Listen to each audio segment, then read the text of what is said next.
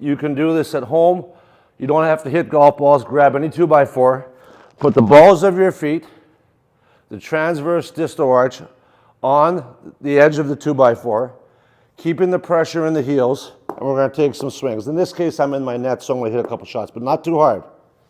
That was a good one. Okay, again, just balls of the feet on the edge of the 2x4. Okay, keep the ball to the distance you prefer. Take a swing, keeping the pressure in the heels. Good.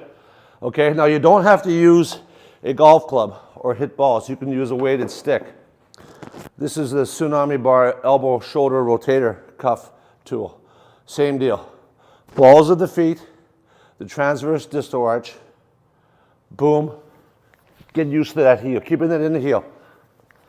This is where it gets tough. So you've practiced toes up, so you're getting pressure from heel to heel.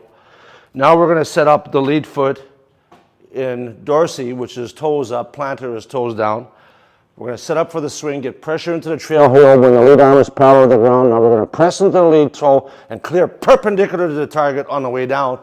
This is going to force the lead hip open and allow us to get much more rotation, which as you get older, we lose a lot of rotational speeds. Not everybody, but the overwhelming majority.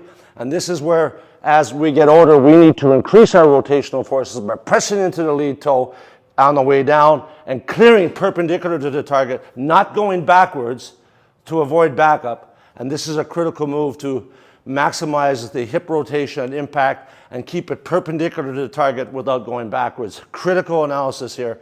And then in section 5, we talk about counter rotation. After we master this move, all right, you've mastered the moves on the 2x4 with the toes up, 2x4 on the transverse distal arch, taking a few swings, getting used to hitting the balls off the heel.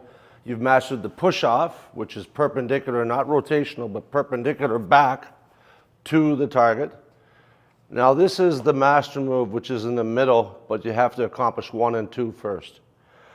So in the master move, it's going to feel like a reverse pivot where you're going forward, the mass is moving forward, but your lead knee is moving inward on the way back. So this is kind of a complicated move. So the lead knee moves inward, the mass moves forward, the center of mass moves forward, but it doesn't exceed this vertical line. Otherwise, if you exceed this vertical line, now you have a reverse pivot where you're going to be going backwards prior to impact.